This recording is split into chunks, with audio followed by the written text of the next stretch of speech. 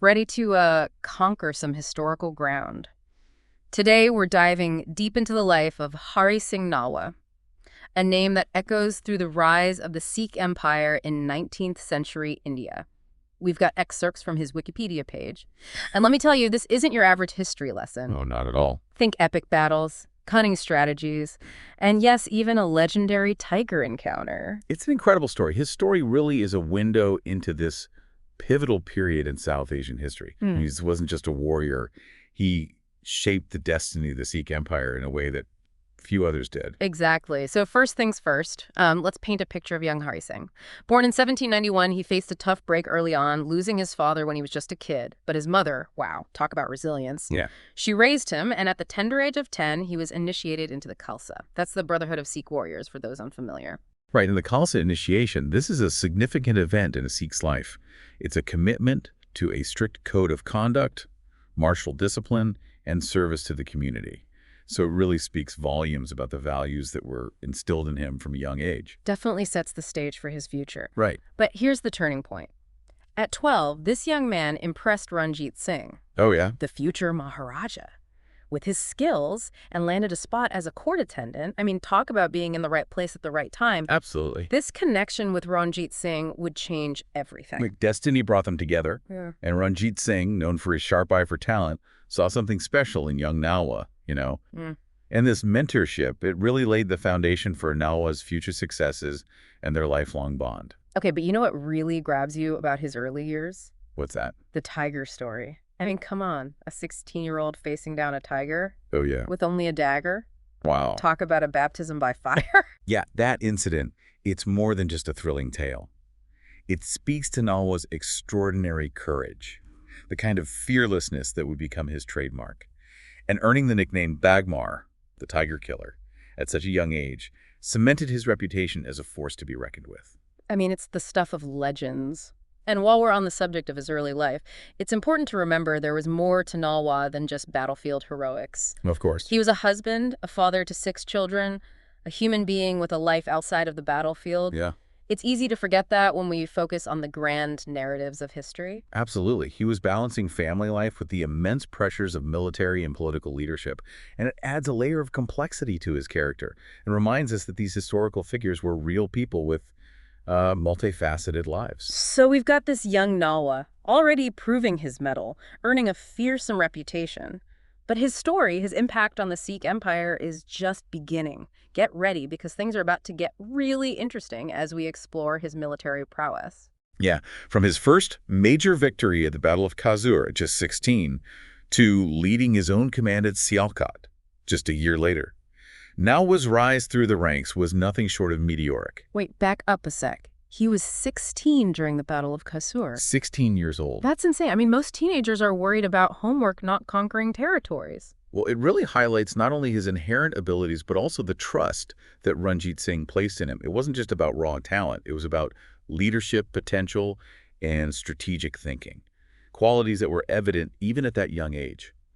All right, so on to the Siege of Multan. This one wasn't a quick victory, was it? No. 5 out of 7 attempts. That's got to be some kind of record. It was a long process. What was Ranjit Singh's game plan here?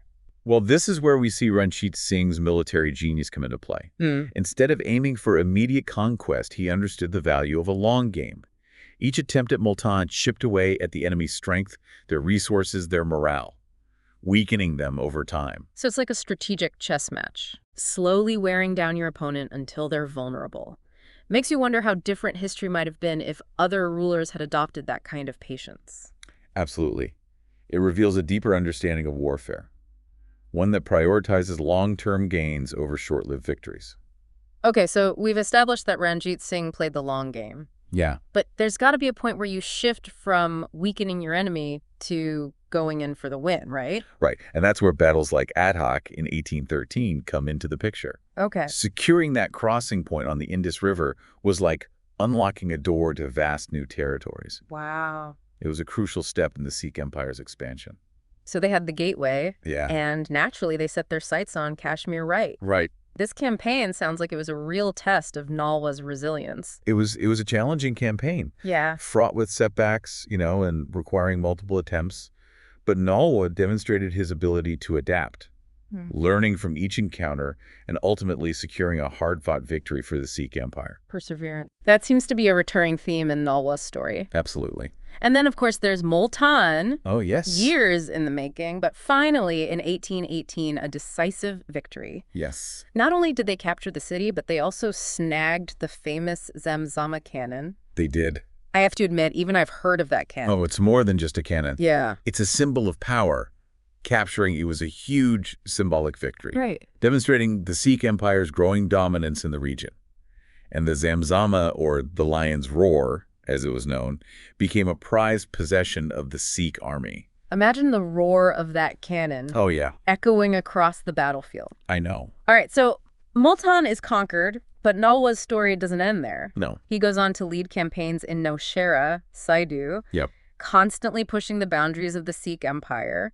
It seems like this guy was unstoppable. He was a key figure in shaping the Sikh Empire's frontiers, and these battles weren't just about territorial expansion. Right. They were about consolidating power, establishing control, and securing trade routes. So each victory, each strategic move adds another piece to the puzzle of the Sikh Empire's rise. Exactly. But even the most legendary figures face their final battle. Yes. And for Nalwa, that was Jamrud in 1837. This one tragically wasn't a victory. No, Jamrud was a strategic location. Yeah. The gateway to the Khyber Pass. You're right. Nalwa's death, there was a devastating blow to the Sikh Empire. It's hard not to wonder how things might have unfolded differently had he lived. That makes you think. It makes you think about the ripple effects of individual lives. Yeah. How the course of history can hinge on seemingly small moments. It's true. But we can't dwell on what-ifs forever. Right. Let's shift gears and explore a different facet of Nalwa's life. Okay. His role as an administrator, because this wasn't just a warrior. No, he wasn't. He was a governor responsible for maintaining order and stability in conquered territories. That's right. And that's an aspect of his story that often gets overshadowed by his military exploits. I bet. But governing a vast and diverse empire presented its own set of challenges, requiring a different kind of leadership. And a different set of skills, I imagine. Oh, absolutely. So let's start with Kashmir Nalwa, served as governor there from 1820 to 1821. Yeah. And I've got to be honest, this is where things get a bit more complicated. Well, Kashmir was a complex region, predominantly Muslim. Right. And its integration into the Sikh Empire wasn't without its difficulties. Yeah. Some of the policies implemented during this period, like specific taxes levied on non-Sikhs, Okay. sparked controversy and raised questions about religious tolerance. It's a reminder that history isn't always black and white. No. Even figures we admire can be associated with actions that clash with our modern sensibilities. True. It's about understanding the context of the time while also acknowledging the impact of those decisions. Exactly. It's crucial to approach history with nuance, Yeah. recognizing both the achievements and the complexities that shape the narrative.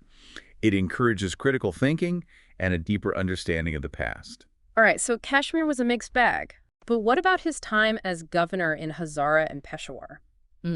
These regions seem to paint a different picture of his administrative abilities. They do. Here we see Nalwa's focus on establishing security and fostering development.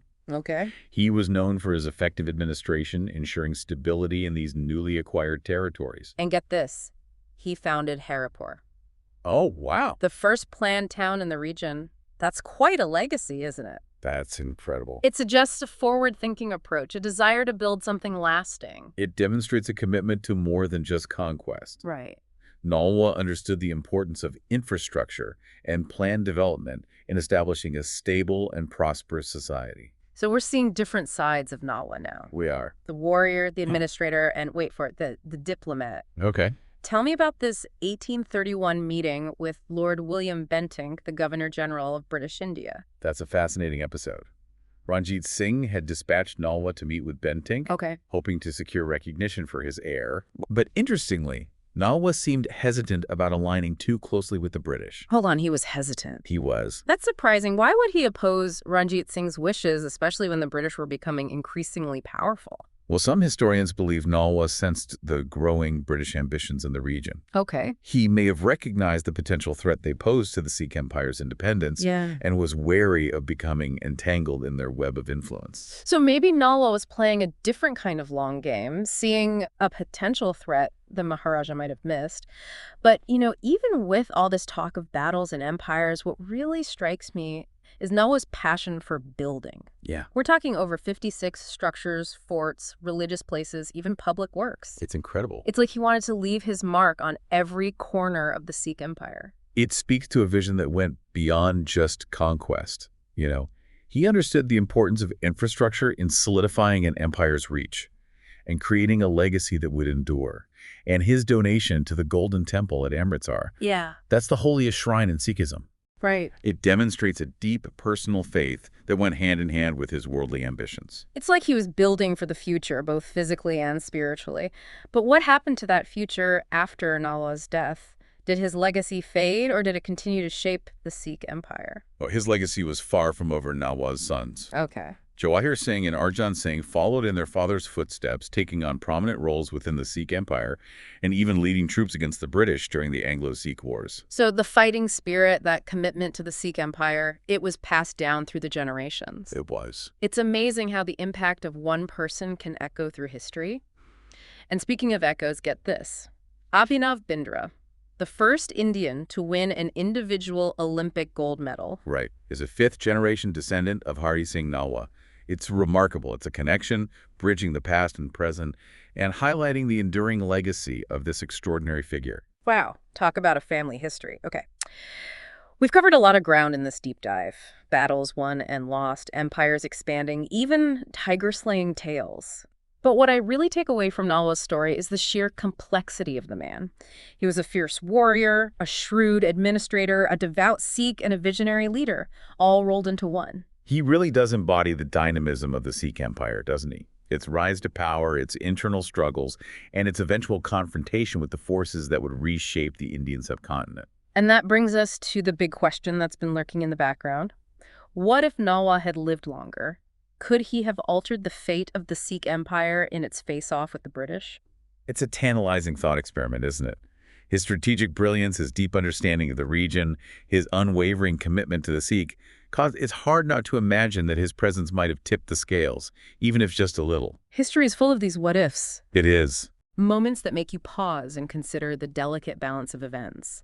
But ultimately, Nalwa's impact goes beyond any single battle or political outcome.